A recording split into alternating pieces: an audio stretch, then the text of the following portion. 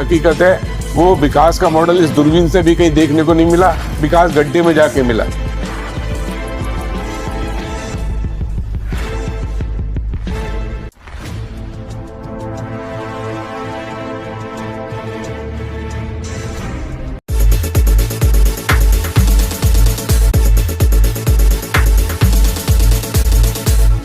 हमारे बहुत ही सम्मानित श्री सुरेंद्र भाई, बहुत ही सम्मानित हमारे सुशील गोदियाल जी, और इस क्षेत्र के पिछले 20 सालों में जो सुख दुख में सबको देख रहे हैं हमारे बहुत ही सम्मानित परमादरणीय आदरणीय शर्मा जी।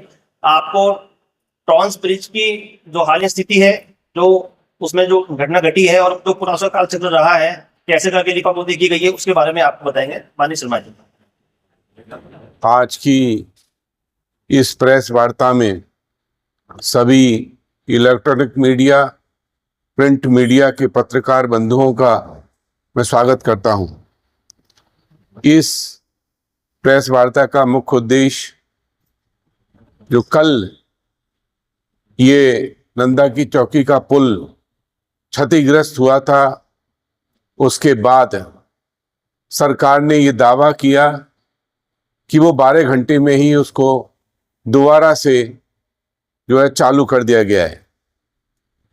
मेरे साथियों, ये सरकार प्रचार में मजबूत है, लेकिन जमीन पर पुल और सड़क जो है वो सुरक्षित नहीं है। इसमें किसी की जान माल नहीं गई, ये गनीमत रही।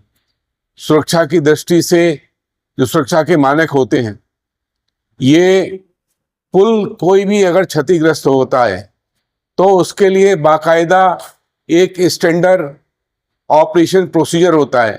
ये इंडियन रोड कांग्रेस और ministry of road and national highway की एक पूरी गाइडलाइन बनी हुई है, मानक है उसके, कि दोबारा उस पुल को कैसे खोला जाए। जो गड्ढा हुआ था वहाँ क्या वीडियोग्राफी की गई, क्या वहाँ की मैपिंग की गई, क्या उसकी फोटोग्राफी की गई, उसकी सॉइल जो मलबा निकला उसके लिए अलग से सुरक्षित किया गया।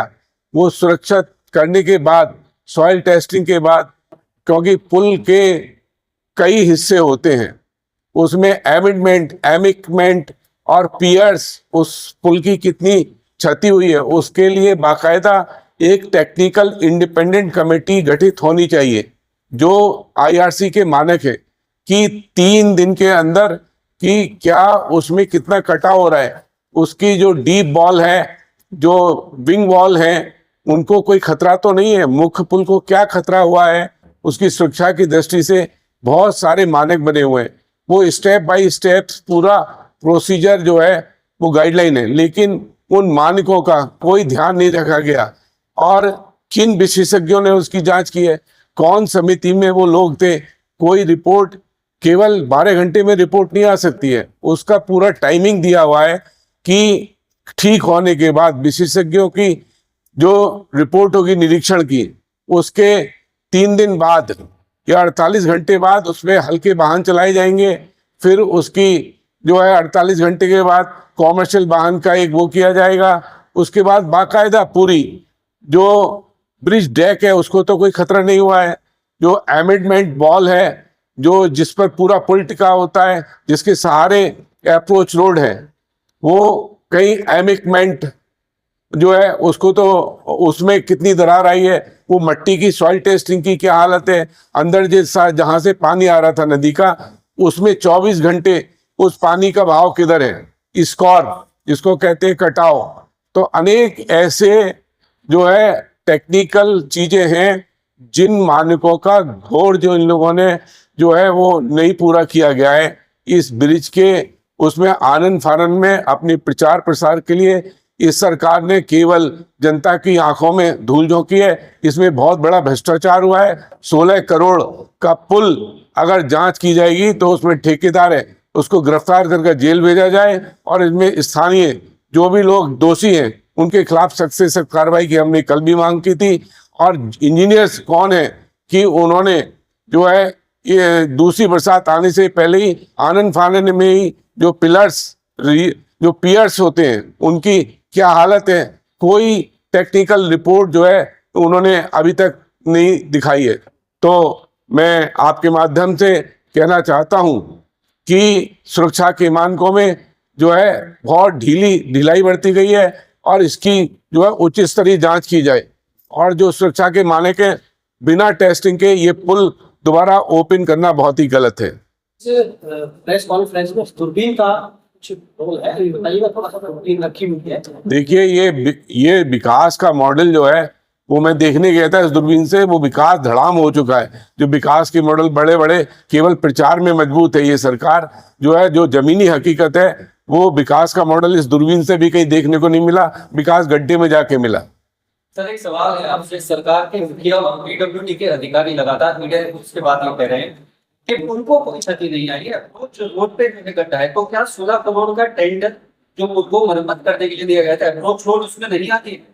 देखिए बिना, वो भी एक पुल का हिस्सा है ना, इसकी बाकायदा आप एसओपी में गाइडलाइन आप कभी उस पर जाएगा, आईआरसी की गाइडलाइन क्या है, अगर अप्रोच रोड को भी क्षतिग्रस्त होता है उसके लिए मानक बने हुए हैं, बाकायदा स्टेप्स बने हुए हैं।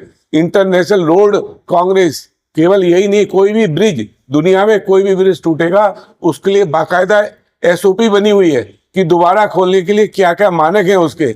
वो कोई एक नहीं, छोटा सा पुल जहां पर जान माल की क्षति होती हो वहां के लिए पूरा एक गाइडलाइन बनी हुई है, कोई एक वो नहीं है खाली उसका नहीं। आईआरसी की साइट पर आप जाके देखेंगे कि रोड को, कोई पुल को क्षतिग्रस्त होने के बाद उसको दोबारा रीओपन करने के लिए क्या क्या गाइडलाइन जो है वो हम आपको प्रोवाइड भी कराएंगे, उसको आप जाके देख सकते हैं। सर अगर एनएच की सड़क धंसती है तो सर्दी और गर्मी के हिसाब से कोल्ड ड्रिंक्स और हॉट मिक्स का प्रावधान है, लेकिन कल जिस तरीके से आनंद फानंद में गीली रेतीली बजरी को उठाकर दबाया गया है, क्या दोबारा हादसा हो सकता है? देखिए ना तो सॉइल को कॉम्पैक्टिंग किया गया है, उस सॉइल की टेस्टिंग रिपोर्ट कहाँ है, वो उसमें जो है स्टोन पिलिंग की गई है नहीं की है, लेयर्स पिलिंग की गई है नहीं की है, जो है वो ऑटो जो उसमें जो है डर्ट फिलिंग, उसको क्या है जो मेन स्ट्रक्चर है उसको कितना नुकसान हुआ है। तो स्ट्रक्चरल इंजीनियरिंग को तो कुछ नुकसान नहीं हुआ है। कई ऐसे जो है बिंदु हैं, बिंदुवार सभी उस पर जो है जनता के सामने रखना चाहिए, टेक्निकल रिपोर्ट को जनता के सामने रखना चाहिए। कौन कमेटी के विशेषज्ञ, एक व्यक्ति कमेटी का नहीं हो सकता, उसमें टेक्निकल अलग अलग ब्रिज के विशेषज्ञ कौन लोग हैं उनके नाम उजागर होने चाहिए। और अगर जो भी इसमें इंजीनियर्स दोषी हो, और इंडिपेंडेंट टेक्निकल जो है कमेटी बननी चाहिए। इसमें कमेटी कोई नहीं, जिन्होंने पुल बनाया वो उस कमेटी के मेंबर नहीं हो सकते, इसमें इंडिपेंडेंट टेक्निकल कमेटी बनेगी। इसमें एक रेलवे ब्रिज का हो सकता है, एक रोड का हो सकता है, एक अलग रुड़की कोई उसका हो सकता है, जियोलॉजिकल हो सकता है, कोई जियोलॉजी टेस्टिंग नहीं की गई है। और पानी का बहाव, नदी का बहाव का 24 घंटे 48 घंटे उसका फ्लो देखना है कि वो कटाव किधर को जा रहा है। तो कई ऐसे मानक थे जो इन्होंने ध्यान नहीं रखा गया, ये सरकार की घोर लापरवाही है।